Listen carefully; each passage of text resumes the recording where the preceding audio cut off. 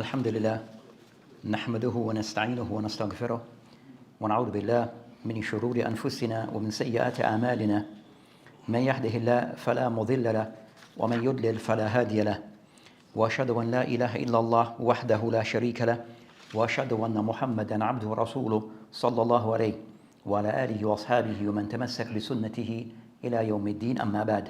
So today inshallah ta'ala we'll be continuing discussing this series by Nawawi rahimahullah. So Al-Hafiz Nawawi rahimahullah that put together this what is referred to as Arba'in al-Nawawiyya. And so far we're discussing Hadith Al-Khamis wal-Ishrun, the 25th Hadith in this series. And we started this discussion of this Hadith in the last session where we're discussing the Hadith of Abi Dharr. We're discussing the Hadith of Abi Dharr. So we discussed concerning matters regarding a takhrij of the Hadith, regarding the source of this Hadith. Other than Imam Muslim rahimahullah, also discuss the importance or some of the statements of the ulama regarding the importance of this hadith, and also the mawdu', the topic of this hadith, and also we mentioned regarding Abi Dharr, and not much as it was mentioned before. So we gave something, so let's mention brief about Abi Dharr. Then we start discussing of the fawahid of this hadith. So also mention the general meaning of the hadith, then start discussing the general fawahid that can be taken from this hadith. So today inshallah ta'ala we'll be continuing on that discussion regarding of those benefits that can be taken from this hadith. So of those benefits the ulama have mentioned as the hadith of Abu Dharr regarding that some of the companions from the Ansar that they came to the Prophet ﷺ and told him regarding that or mentioned certain of their concerns, which was that the people who of wealth that they were receiving all of the reward, so they were concerned about this matter. So the Prophet ﷺ explained to them regarding that this matter, where he mentioned, أَوْ أَوَلَيْسَ قَدْ جَعَلَ اللَّهُ لَكُمْ مَا تَصَدَّقُونَ, that Allah subhanahu wa ta'ala grant you what you're able to give in sadaqah. So as we mentioned, this part of the hadith, it shows regarding that at times we may have certain concepts of certain matters, but the matter is more than how we perceive it. So the matter is more than how we perceive the matter. So the Sahaba had certain concerns regarding that those who were wealthy, that they were gaining most of the reward because of their wealth that they had. So they put to the Prophet ﷺ, they mentioned regarding concerning this matter, أَوَلَيْسَ قَدْ جَعَلَ اللَّهُ لَكُمْ مَا تَصَدَّقُونَ, that Allah subhanahu wa ta'ala have given you opportunity that you can give also in sadaqah. So not narrowing the bab of sadaqah is much wider than how you perceive this matter. Then he alayhi salam went on to explain the matter. So said from the fourth part of the hadith, it shows regarding returning back to the people of ilm, the ulama. And we had mentioned before that the ulama, that their wadha'if of their duties is to explain regarding the ahkam of Islam. So for the ulama and the tullab al-ilm is for them to explain Islam and to clarify matters regarding Islam, to teach the people matter about Islam, also to give answers to the people related to their daily life based upon the principle and the teaching of Islam. So the Prophet ﷺ went on to explain the matter to the companions. Then they discussed concerning of this matter, that the Prophet ﷺ started to explain or give them ideas regarding things of sadaqah beyond what they outside of having of wealth. Then from this they mentioned of this matter that the companions anhum, that bringing their matter to the Prophet ﷺ, it showed that they were people, that they were very much a people who have a love in doing of good and wanting to know ways of doing good, and to the extent that if they were unable or they found themselves unable to do things of good, that they were somewhat this affected them negatively.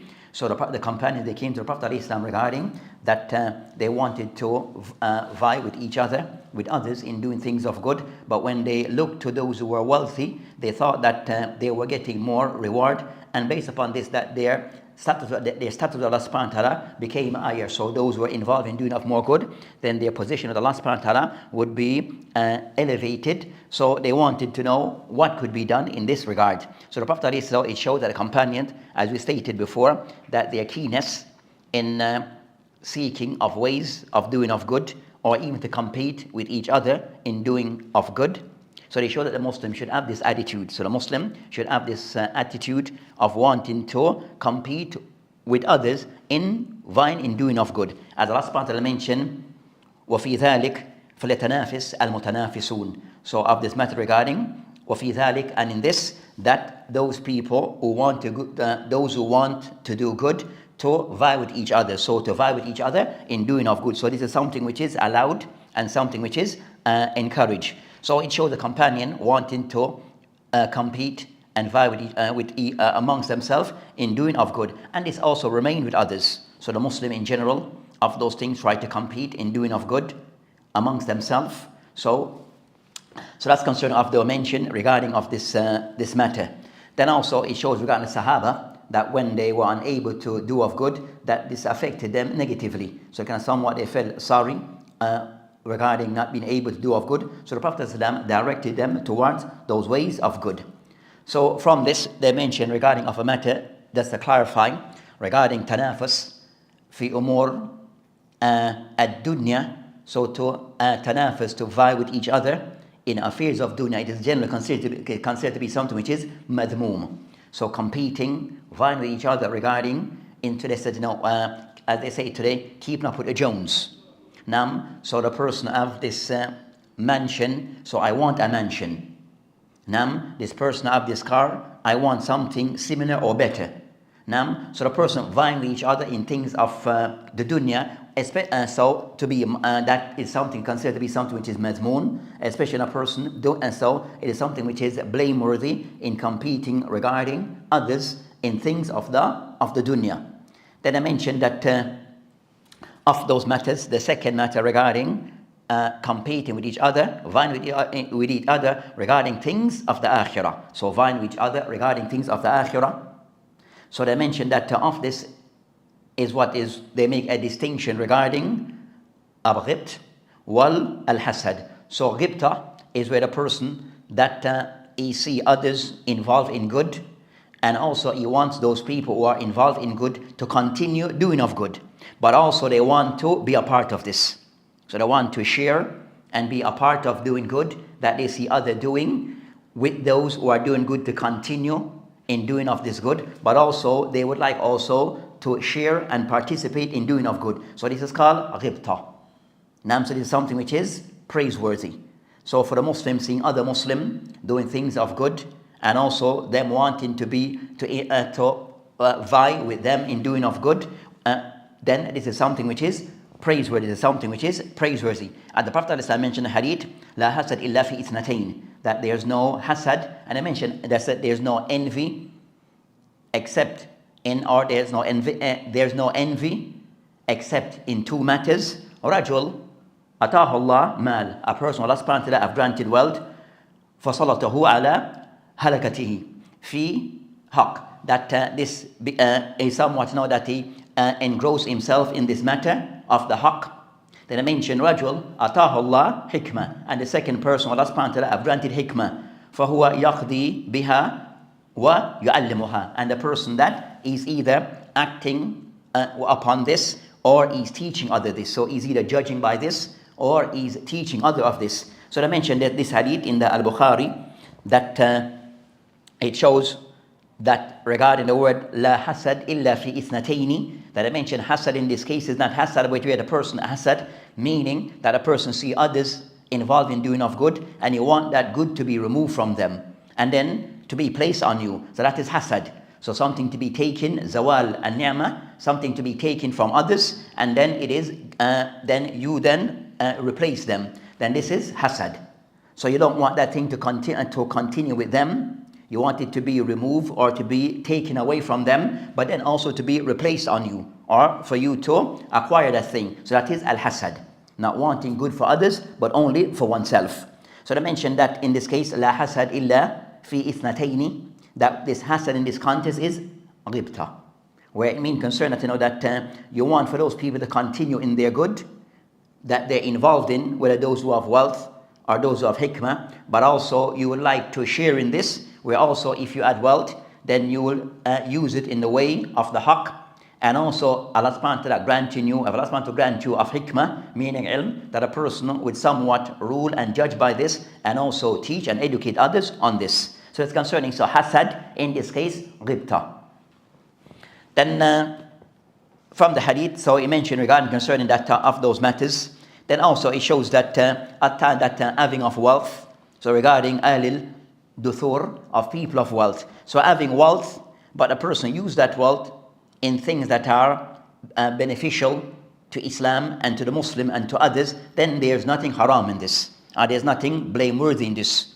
So a person of wealth, and this wealth is used in causes that will benefit Islam and the Muslim and others, then there's nothing wrong in this. There's nothing blameworthy in this. So the person, so it shows regarding that of having wealth, but it is used in righteous causes, then it is something which is also praiseworthy. It is something which is praiseworthy. Then of the thing that I mentioned, of the other benefit regarding this hadith, so that's regarding concerning vying with each other in doing of good, of the lesson that can be taken from this hadith.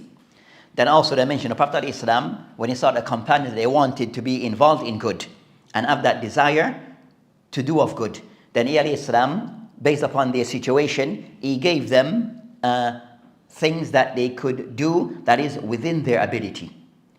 So he gave them like a way out, directed them towards action that were within their ability. So they didn't have the wealth to spend, but these things that they were told were things that were within their ability. That does not require per se wealth for them to fulfill of these things or to involve in doing of these things. So it shows regarding concerning that the ulama mentioned that as we'll discuss regarding concerning as-sadaqah, as we had mentioned before in this hadith concerning as-sadaqah, as I mentioned in the hadith, as they said, the hadith mentioned, inna bikulli tasbihatin sadaqa wa kullu takbiratin sadaqa. That sadaqa in this context, meaning concerning sadaqa by way of al-ajr, thawab wal hasana. So for the person that every of these acts that the person perform of tasbih, of saying subhanallah, Allahu Akbar, alhamdulillah, la ilallah, all of these are form of sadaqah. The person is rewarded for doing these things. So the person is rewarded for doing of these things.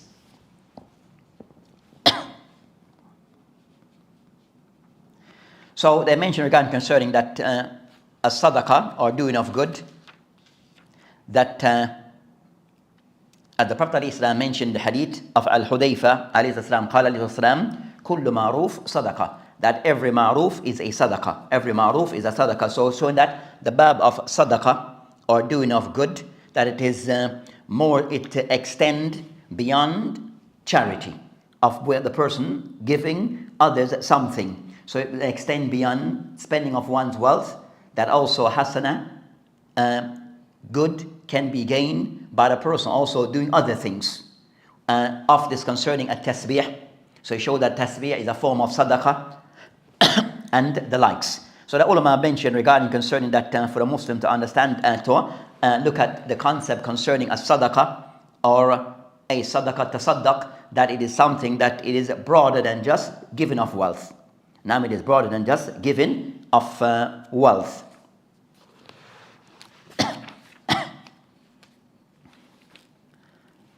So you mentioned the Prophet Islam can someone explain regarding that these acts are all said to be a form of sadaqah, which is of those concerning a tasbih.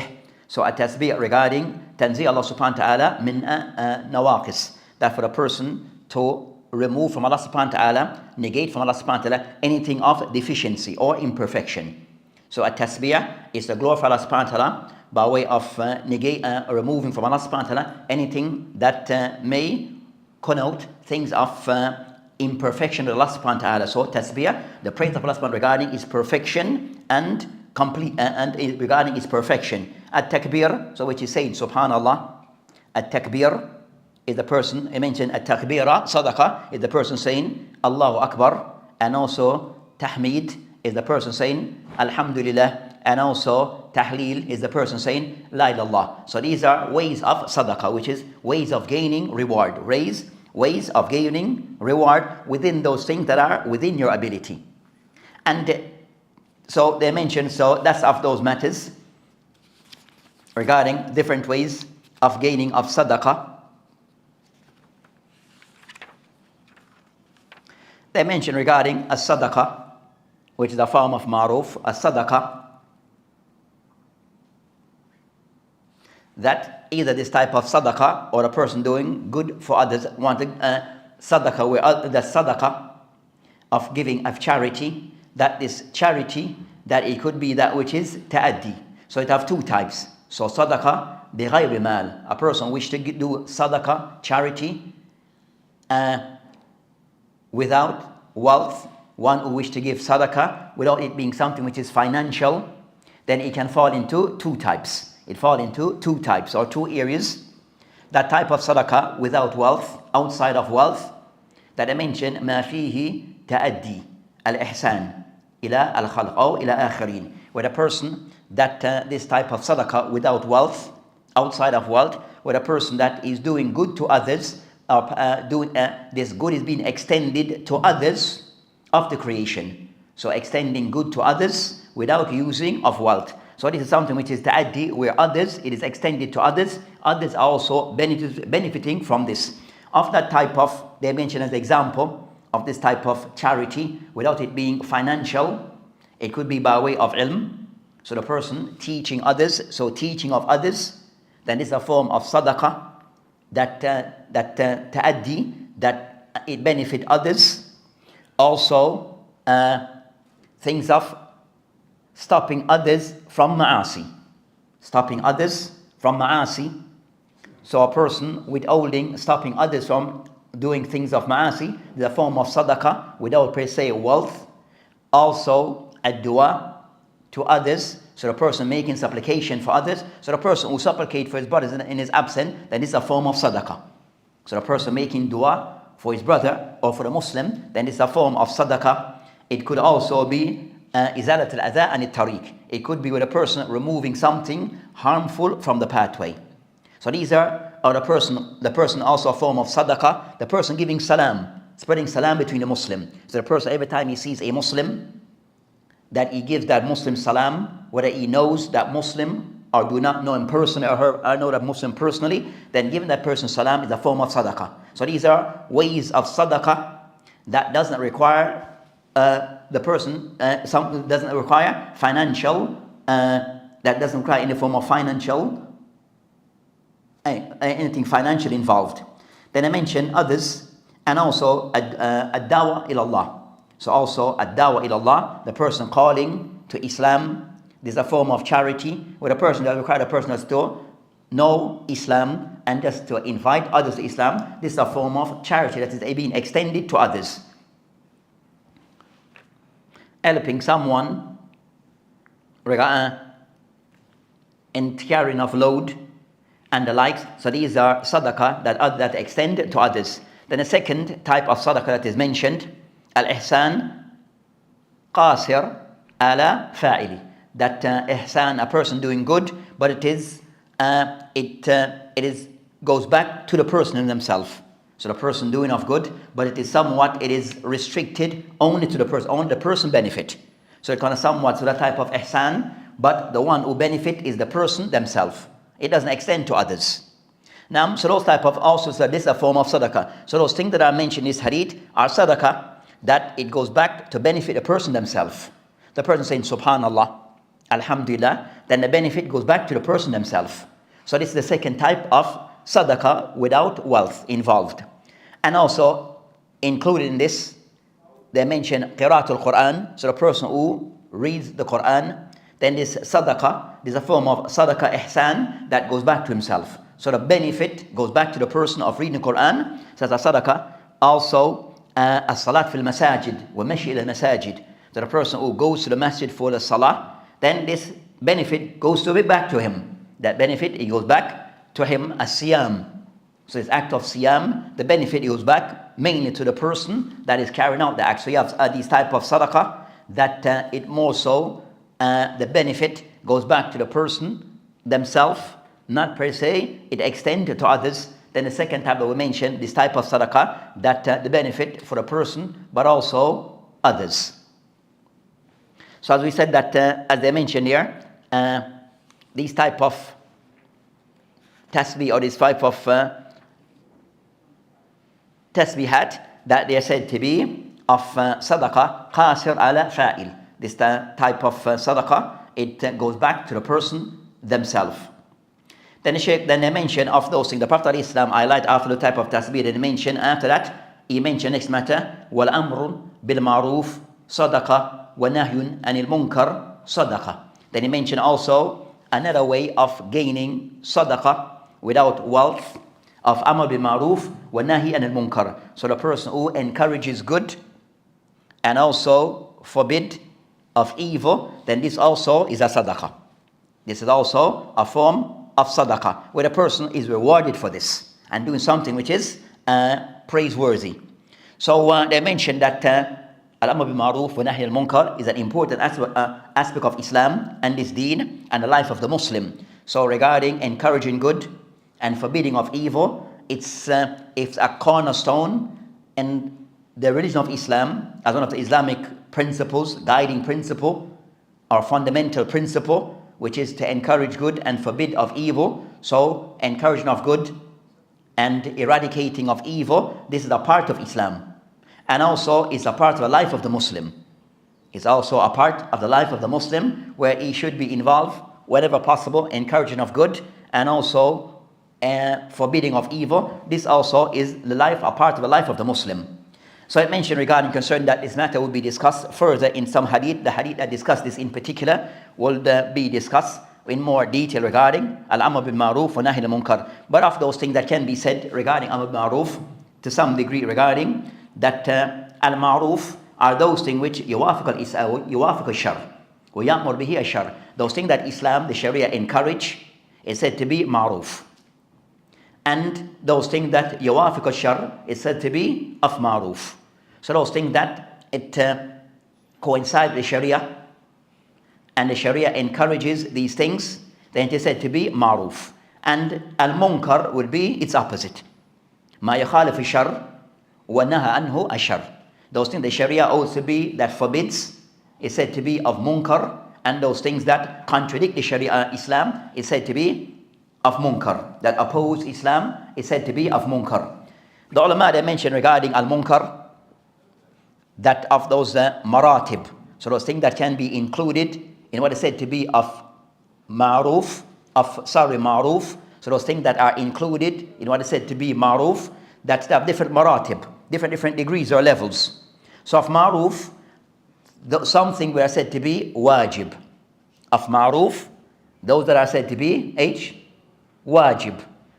Of ma'ruf, that which is mustahab, and of ma'ruf, that which is mubah. So ma'ruf could be either at times something which is wajib, at times could be something which is mustahab, encouraged by way of ahkam shar'iyya, and also at times mubah. So for the person regarding al-ma'ruf, the person wish to encourage, that for the person can somewhat to weigh up those things. Is this ma'ruf of the category of something which is a degree of wajib, then that will be taken, then that of the highest level, then those which is mustahab, and then those which is mubah. So they could ma'ruf, it could fall into one of those three categories. And as for munkar, then of munkar which is haram, and munkar which is haram. And of those things which said to be of the munkarat, either those things which is munkar that occur regarding al-munkarat, either munkarat regarding haram. Munkar at times is used by way of ma'asi. So all those things are said to be ma'asi or dhunub are classed as munkar. And also of munkar al-bidah wal khurafat. So munkar, things we said that are haram, the Sharia ought to be haram. Munkar, those things the Sharia ought to be ma'asi wa dhunub. And also al-munkar, those things that the Sharia ought to be bidah. So it falls onto those categories, and in those categories concerning that haram and different maratib. So you have al-kaba'ir was-saga'ir, and even concerning that of these munkar, that the peak or the worst of munkar is what? A shirk. So the worst of munkar is shirk. So they are on different levels. So you have a shirk, kabahir, sagahir. So al-munkarat and different degrees and levels. So overall regarding concerning that amr bil ma'ruf wa nahy al-munkar, that the ulama mentioned regarding the one who wished to encourage concerning that of the said that dawabit or some of those dawabit or shurut regarding encouraging good and forbidding of evil, and we discuss that more in that later, but as a general guidelines they mention regarding al-ma'ruf in encouraging of good and encouraging of good one, either to say something which is wajib, nam, or by way of the person maybe encouraging a good is maybe as a sometimes as a reminder, where the person maybe the person or in the, a group of people that they're not, but they're forget that they are not aware of that thing. They may be ignorant that that thing is something which is ma'ruf. So something which is in the Sharia considered to be ma'ruf, but the people they are unaware of it. So a person maybe want to encourage the people to be mindful of this thing that it is within the Sharia. So for the people to encourage the people to carry out that thing. Or it could be something a person of ma'ruf. So those things that concerning al-ma'ruf, they mention al-ma'ruf of the dawabit of ma'ruf regarding the person who wants to encourage of good, encourage of things of good, that one, al-ilm, that a person know that the thing that you're encouraging as ma'ruf, you have knowledge from the Sharia that that thing is considered to be within the Sharia something which is halal. So you know the hukum al-shari, you know the ruling of the Sharia on that thing that is something which is classed to be something which is permissible as being ma'ruf. Second, so knowing the hukum, and we advise in the hukum regarding is this wajib, mustahab or mubah. Where we said knowing the hukum where not to go over the top of the person. Something maybe if the something is wajib, then it will be treated in a particular way. If something which is mustahab, then is treated within a certain way, and also it is so each is measured accordingly. If it's wajib, mustahab or mubah, then each is treated accordingly. Then also the second thing they mention al-rifq. So in encouraging of good, then also the person must use al-rifq. Using of rifq regarding encouraging of good. Third, al-hikmah. So having hikmah, where the person knows to put things in their proper order, whether by way of time, also take into consideration the status of the person that you want to encourage that good with, as to who that person is and his status or his place. So the person mindful of this. Also it could be a group of people, how to approach them as a group of people. So having hikmah in how you approach the matter regarding encouraging of good. And also that, as I mentioned, so that's concerning of those things, the person to take into consideration. And eating biqadriha, and each according to its measure, and in a measured way. And everything in a measured way. So wajib is treated as wajib, not treated, so wajib is treated as wajib, that mustahab is treated as mustahab, not as wajib. And mubah treated as mubah. So each is treated according to the ruling that appropriate to it. According to a ruling that is appropriate to it. Then as for munkar,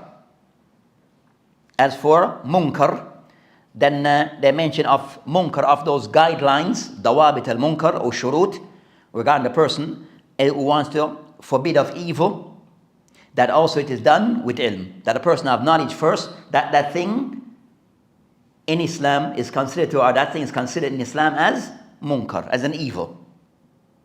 It is considered within Islam as an evil. So the hukum from Islam is that that thing is evil or a munkar. Then also again in encouraging of or that forbidding of evil, also a rifq. So the asl is with rifq.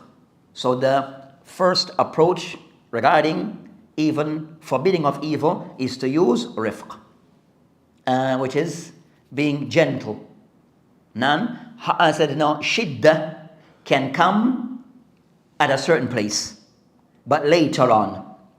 So shiddah is not the first approach, that comes later on if the person being due to factors. So shidda come later on is not the first line of approach, but only the person kind of somewhat that after it been clarified and the person still being arrogant and still being stubborn, and still being dismissal, and all these maybe factors, then the person can use shidda. The person can use shidda. But instead, it's not the first line of approach, or the first step of approach is not shidda.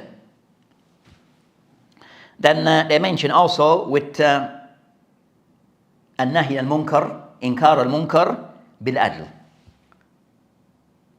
or before adl بالحكمة. So third would be al-hikmah. So the person also approaching things properly using hikmah.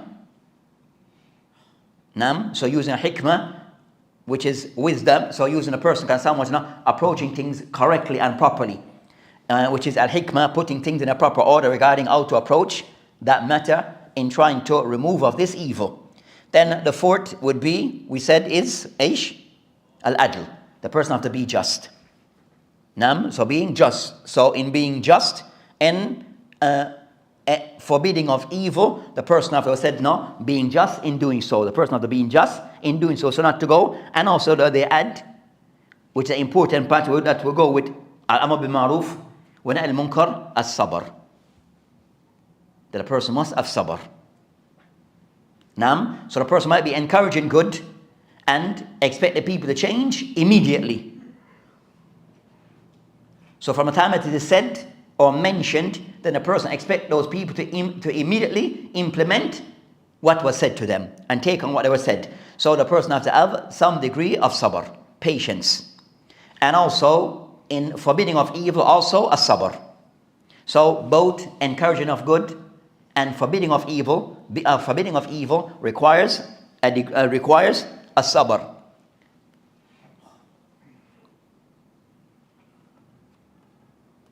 Also regarding concerning inkar al-munkar, that at times would be on the act, al-fi'l, which is the act, and at time al-fa'il, and sometimes both. So sometimes a person in trying to remove munkar, that a person look at the act itself and try to remove the act, the physical act itself, which is a part of inkar al-munkar, which inkar al-munkar, and you have izalat al-munkar.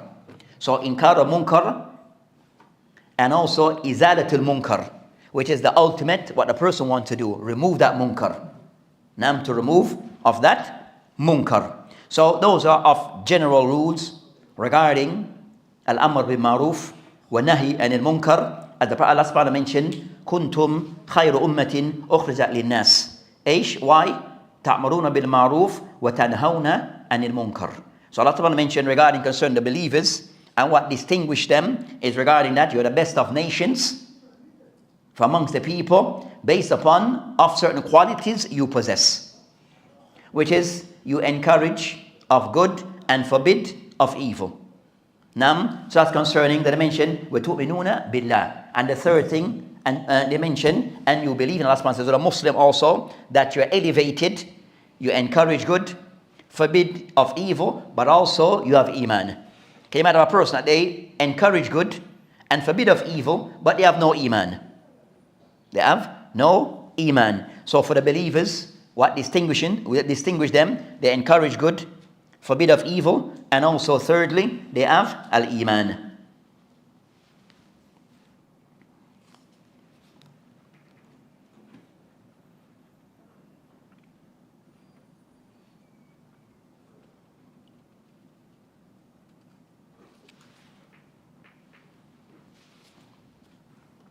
So those are, so that's concerned this matter regarding al-amr bil ma'ruf wa nahy anil munkar, is of those things that are said to be of those things that within everyone's reach.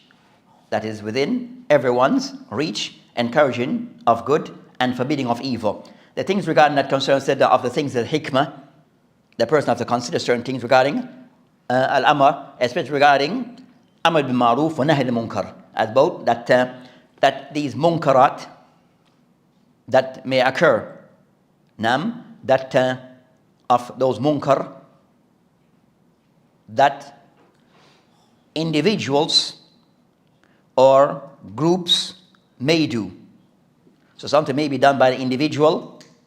So say we're talking about the inkar al-munkar, forbidding of an evil. So that evil may be done by an individual. So that may be easy.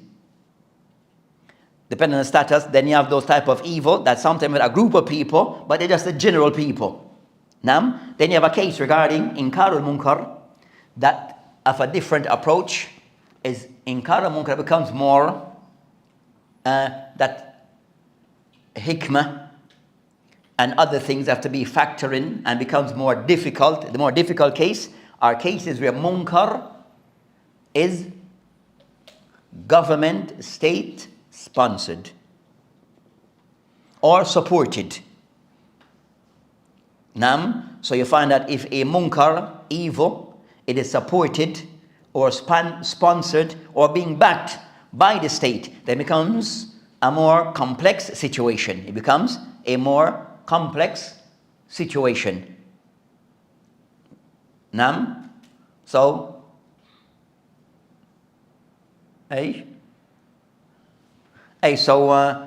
as the mentioned, so those ones regarding concerning inkar al-munkar, when it comes to those ones that are state supported or backed, then it becomes much more difficult because of the consequence.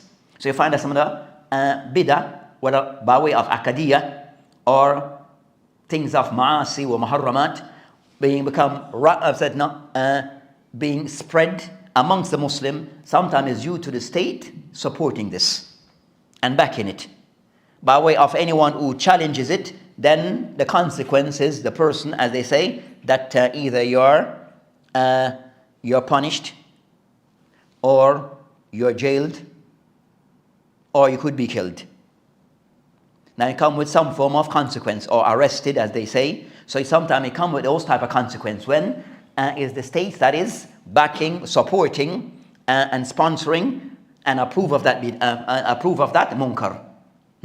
So that's the challenge that you find that regarding of some of those munkarat when it is state supported.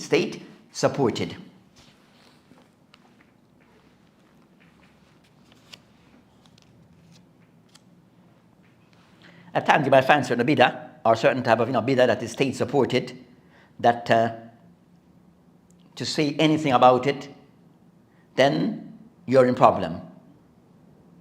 And the matter may be very clear.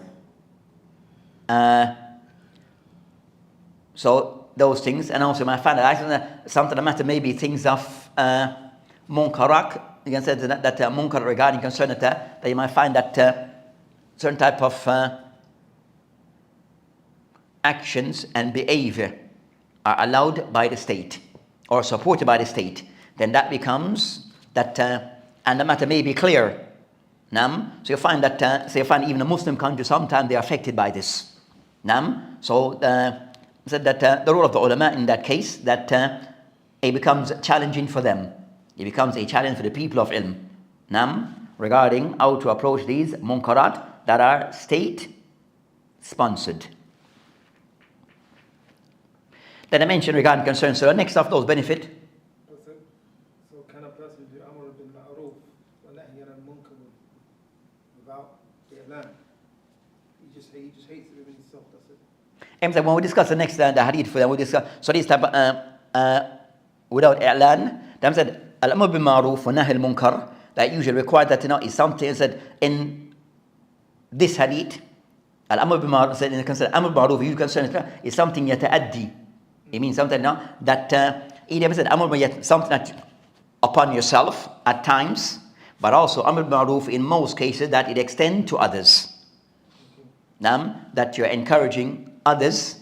You understand? So that yes, it applies to oneself first and foremost, regarding that doing of training yourself to do things of good and training yourself to stay away from evil.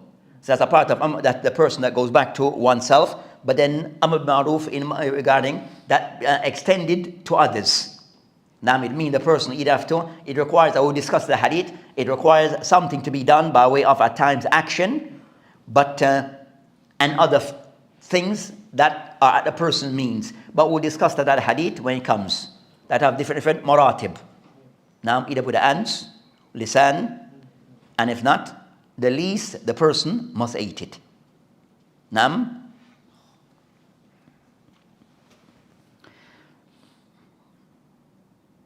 Then the next thing that they discuss regarding concerning that the method that they now discuss regarding concerning the hadith, that is concerning what the Prophet ﷺ mentioned in the hadith, where he stated regarding of the other things regarding of ways of as-sadaqah, we mentioned وَفِي بُضْ أَحَدِكُمْ صَدَقَةً. We mentioned that in one of you that like in intimacy there's sadaqah. Now, so you mentioned with intimacy, it also is considered to be a form of sadaqah. Where sadaqah in the sense of the person, that there's reward that the person receives from carrying this act out. So it said that al-bud, intimacy, that in a marriage or in a which is that which is halal. So it is a reward regarding concerning intimacy in a relationship that is halal. So anything which is haram, then that's munkar. Anything which is haram, then that's considered a form of munkar. So they mentioned regarding concern that the word concern that that al-bud or bud, that in this case concerning means al-farj, but also intimacy. Nam al-farj, that means the person private area by way of committing the act of intimacy. So sexual relation is what is intended.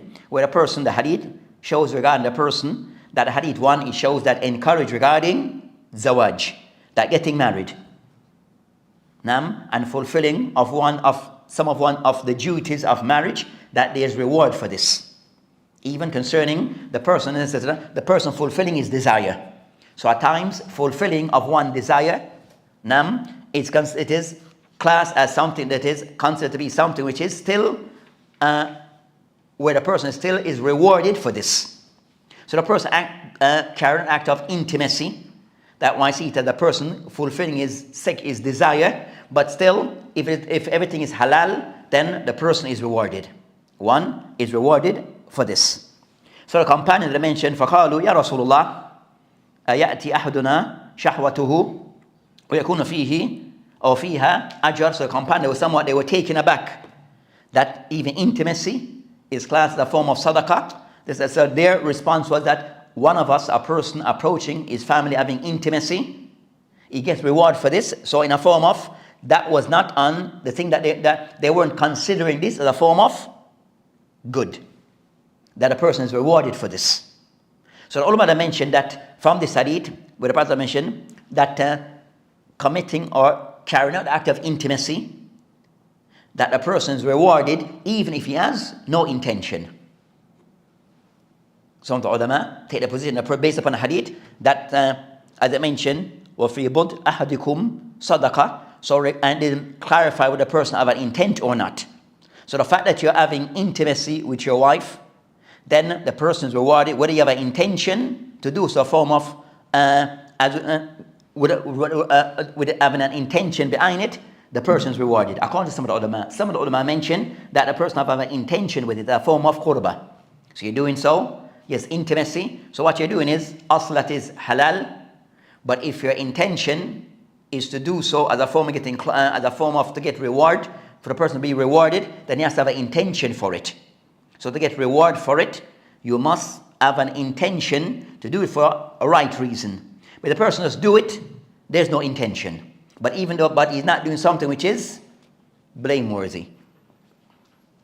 But for him to be rewarded, then he has to have an intention according to some of the ulama. So you have that discussion between the ulama, that the person to be rewarded, an intention have to attach to it or not.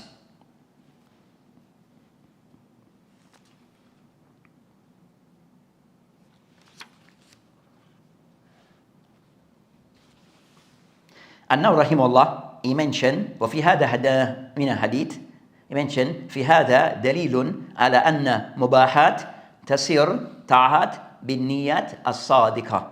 So, and now rahimahullah, can I somewhat mention that these acts which are said general mubahat, things that are general permissible act, that it becomes an act of obedience if there's an intention attached to it, that a person do it with a genuine intention, then it becomes an act where a person is rewarded for this. And amongst this, al-jima,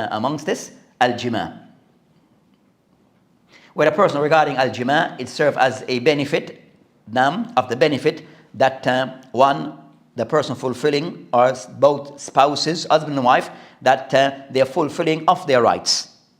And of that rights regarding that living good with each other. So of living good with one wife is to have intimacy between spouses. And withholding this, then that's a problem amongst the spouses. So to withhold this between the spouses, then that becomes a problem. So fulfilling of this, it helps to maintain good relation between husband and wife. Also, they mentioned a person so to fulfill of that duty to the other spouse. That's the person's intention, and to maintain good relation between husband and wife. That a person's intention in performing of intimacy. Also, the intention behind it also is to gain righteous children. Also, to preserve oneself and one's wife, one's partner, chastity. So these are the benefit, and also to protect one regarding looking at haram. So having intimacy, it helps the person in those things. It helps the person in those areas. So the person fulfill it with those type of intention and reason behind this act.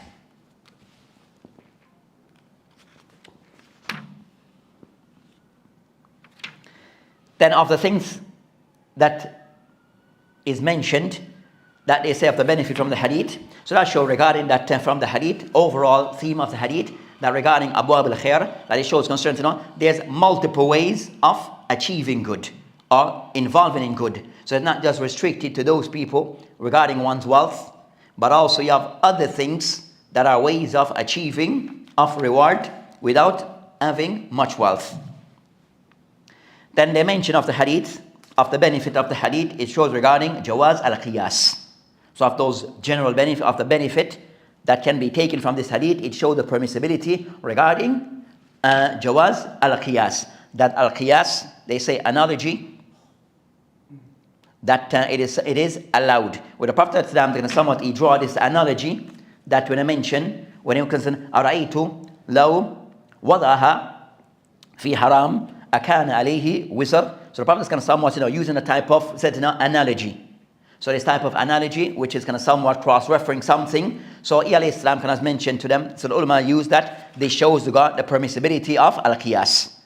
So use kind of as the evidence to show the permissibility of the use of qiyas. So al-qiyas within the ulama that they have mentioned regarding al-masadir al-tashri'ah, that there are some that are said to be the primary source of Islamic law. That are four. So the primary source is masadir al-tashri'ah. That therefore that are said to be agreed upon. So those sources of Islamic law that therefore that are agreed upon between jumhur of the ulama, and they are, what are they? Al-Quran, As-Sunnah, Wal-Ijma, Wal-Qiyas. So Quran, As-Sunnah, Al-Ijma, consensus between the ulama, and the fourth being Al-Qiyas As-Sahih. So they mentioned among the jumhur of the ulama, madhaib al-arba, that these four are taken as a form of, these four are agreed upon as a source of Islamic law. And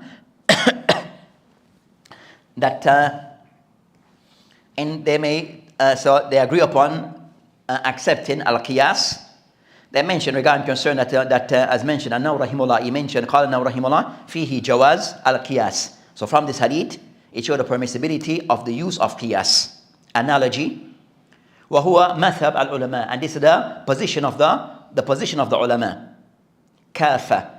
In general, the multitude of the ulama, they mention ولم يخالف فيه إلا أهل الظاهر, and none go against this except for أهل الظاهر. So the ظاهرية, as they refer to us, that they are the ones that do not accept al-qiyas. So the madhab of the ظاهرية, that which the one who is said to be the founder, Dawood, Ali bin Dawood, or Dawood ibn Ali, say to be the founder, then the matter became widespread with Ibn Hazm. So the matter became, the Zahiriya mathab become more established by Ibn Hazm al-Andalusi, rahimahullah ta'ala, wa ghafar Allahu lahu. So Ibn Hazm rahimahullah said to be a Zahiri, And you find that through the that amongst the ummah, you find that those who may affiliate to this madhab. So we have the four main madhahib: Hanafiya, Shafi'iyya, or Hanafiya, Malikiyya, Shafi'iyya, wal Hanabila. Those are the four main madhahib that are followed by many of the Muslims. But then also you have throughout century, those four are the ones that are usually followed. But also you find that there's a fifth that is still established by way of you have books regarding usul al-fiqh, their usul, also book regarding al-furu', regarding concerning ahkam al-shar'iyya. So Ibn Hazm rahimahullah has a book in all these areas. So he has a book in usul al-fiqh. Also he has a book regarding ibtal al-qiyas.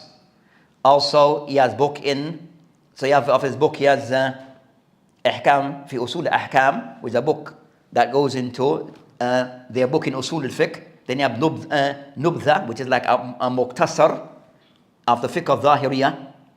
Then he has other books, even books in Aqidah, Ibn Hazm. But over regarding the method of the Zahiriyah, he has his famous book that is called what? Al-Muhalla. So Muhalla by Ibn Hazm rahimahullah, that one of the famous book in the books of fiqh. And that book, even though written by Ibn Hazm rahimahullah, of fiqh al-Zahiri, is considered to be an important book in fiqh. Considered to be a very important book in fiqh. So it's a book that a person at higher level, an advanced level, that they encourage to read that book, but not for beginners. So the book of Ibn Hazm in general is not meant for beginners. Yes, some book also in things of suluk, that's different, but regarding concerning books of Ibn Hazm, in books in Aqidah, in books in fiqh and usul al-fiqh, in those areas, then they are not for beginners. They are not for beginners. They are for people of a more advanced level, of those tulab of a more advanced level. So the ulama mentioned regarding of the four books in fiqh, for said for a person who's of advanced level, primary books, that they are Tamheed li Ibn Abdul Barr,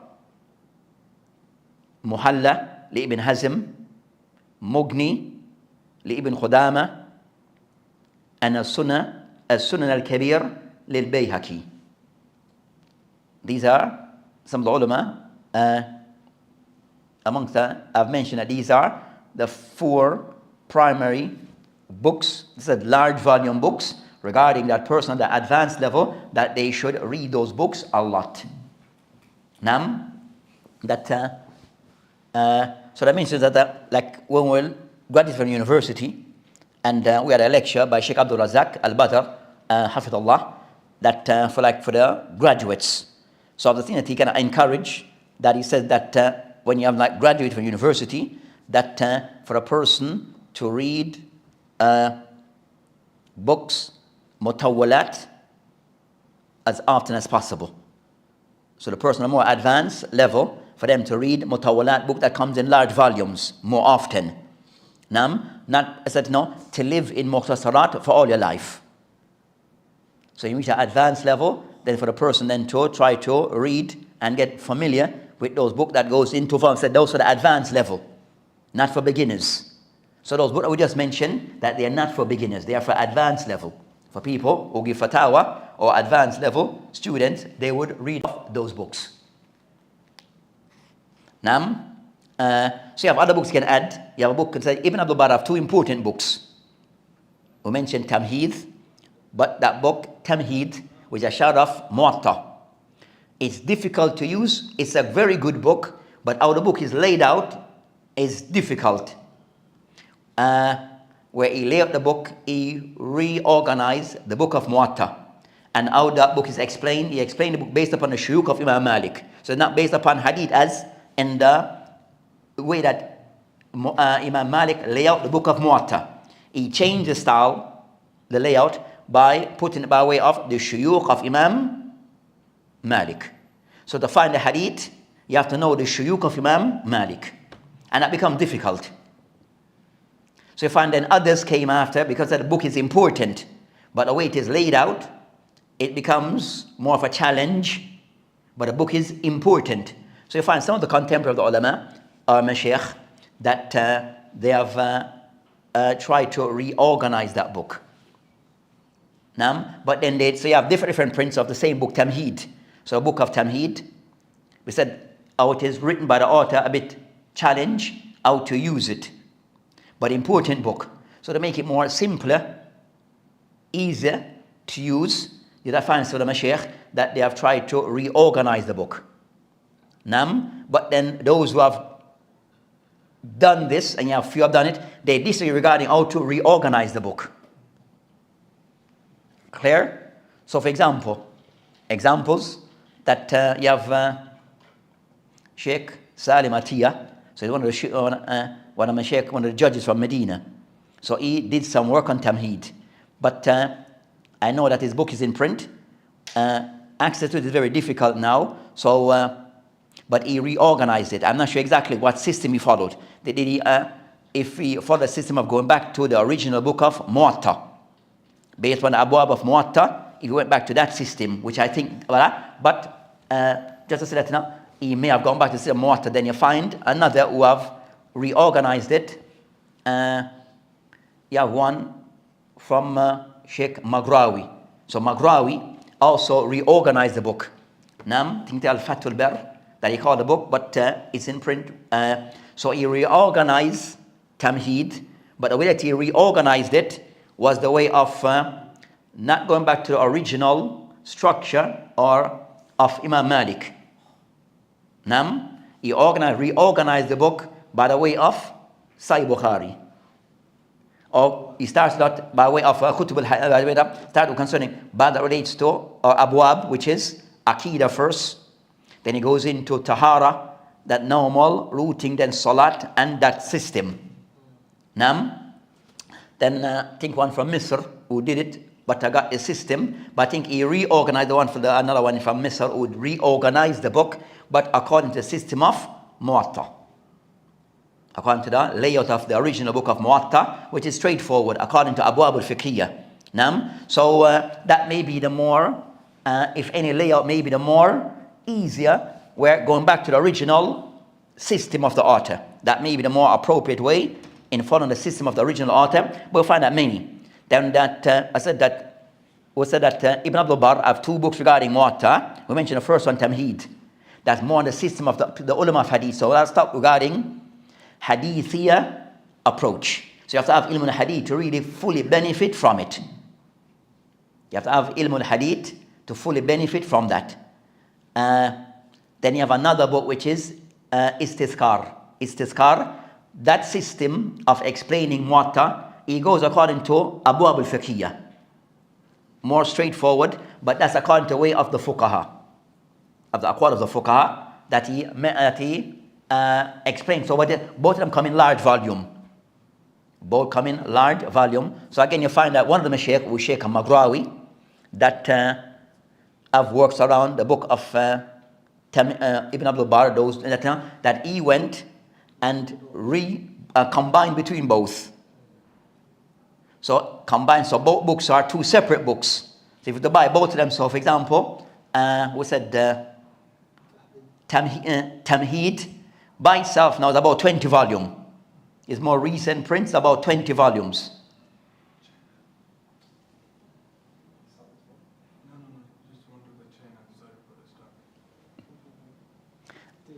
Hey, so we said that, hey, so said that both are, so you have awards that did, so hit the Tamheed is about what? He did about 20 volumes. That's by itself. Then you have the more recent print, about 20 volumes within that reach. Then the next, he did also, the same person did Tamheed, and you have few people work around Tamheed. They find that that he also, the same person, award, that Bashar award, that he did a checking of Istizkar. It came out about a couple of years ago, about 2 years ago, or recently. That the thing about it, Bashar Awad is Iraqi. Now he comes to England all the time, but he's one of the, like concerning tahqiq of books, that is well known of doing tahqiq, editing of books, checking of books. So it's well known and famous in that field. And his books are generally sorted after, when he does checking. So you have a lot of it, like for example, the book of Muwatta. You have done Muwatta with different riwayat.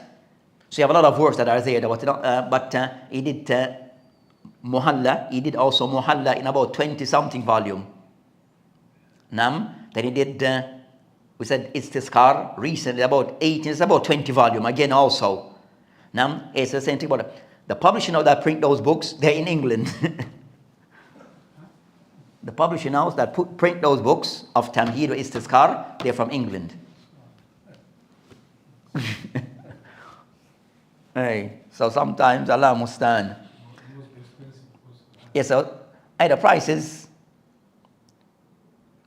$275. I know exactly, $275. $275. No, sometimes with those books, sometimes in buying them, you just wait until you have like Ramadan sales. You have to just wait until the Ramadan sales or the Eid sales. Those books, you have your big books.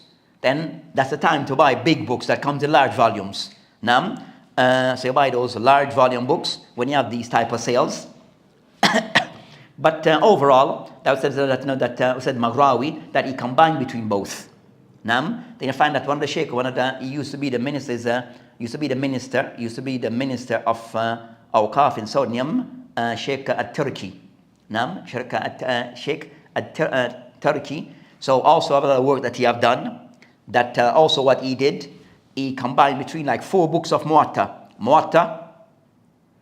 Qabas, with an explanation, a brief explanation of Muwatta, then Istizkar with Tamheed. So he put 4 books under in one book. But that's about, again, 20-something volumes. But the general stuff, having for the person sitting on that level, then it's a book that's an important book. So back to what we were saying, we kind of divert. So again, regarding al-Qiyas. So the ones who reject Qiyas are primarily the Zahiriyya of old. You might find some of the Mashaykh who find few of contemporaries, that few people throughout the years that are somewhat affiliate themselves to a Zahiriyya, Madhab al-Zahiriyya. But in contemporary times, you have 2 that are prominent. So you have 2 of the Mashaykh that are said that actually consider themselves to be that uphold or align themselves to the Madhab of the Zahiriyya. 2 Mashaykh, both they passed away, Ibn Aqil and Abu Turab. Ibn Aqil and Abu Turab.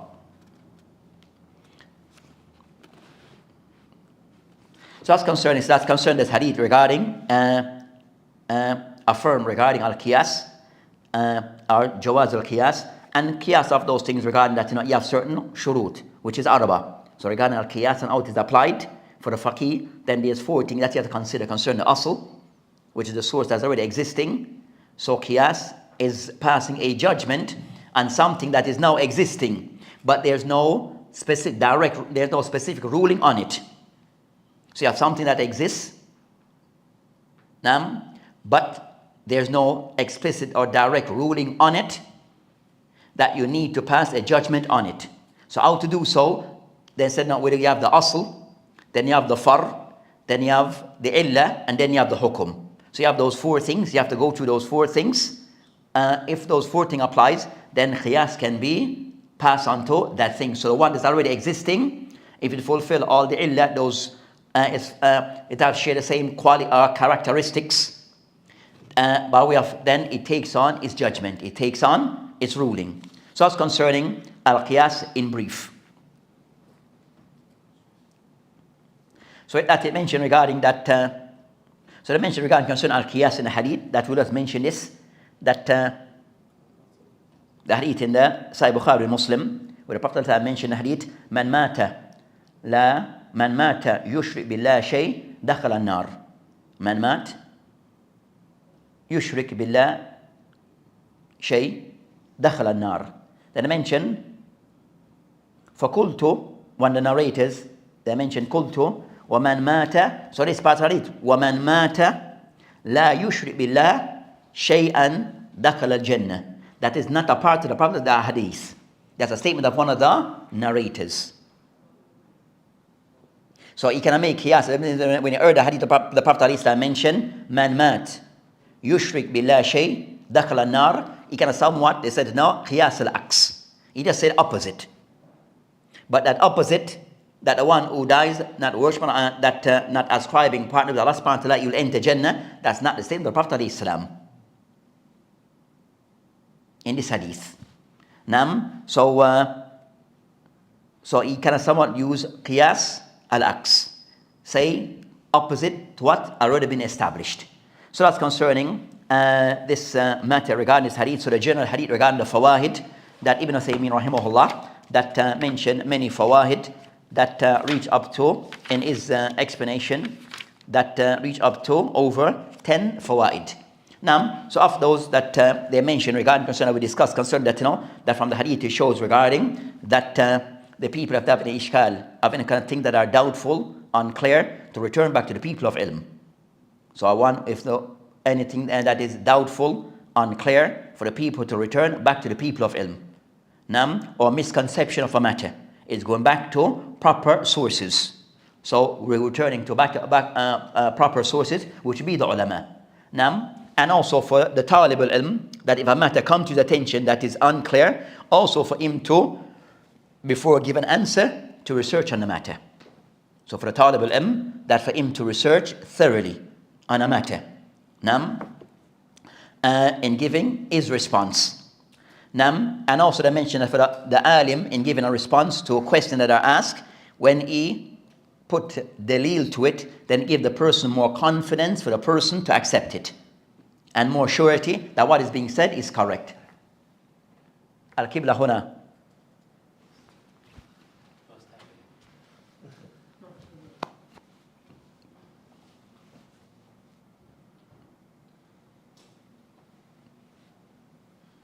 Hey, so with this it shows regarding concerns that when a person in responding to something and the person mentioned the dalil, then it becomes more easier and for the person to accept, and the person feel more confident in accepting something that as dalil. And from the hadith it mentioned regarding that also for the alim, that in his response at times that give the people other options, to open other options that they may not be aware of. So in that case, they were not aware of certain options that were there. So the alim giving the people or clarifying the people other options that they're able to take. Also regarding from the hadith, it shows regarding that the hadith regarding that as-sadaqah have different levels to it, of those type of sadaqah of doing of good, that which is by way of wealth, financial, and also those which is non-financial. Also the hadith, it shows regarding that those non-financial, that they span over different things, that they span over different things of that, regarding, or say tasbih, subhanallah, Allahu Akbar, being done, and these are things that are done verbally. So these concerning at-tasbih, by way of subhanallah, Allahu Akbar, these are things that are verbal. Then regarding amr bil ma'ruf, nahy al-munkar, at times verbal and also physical.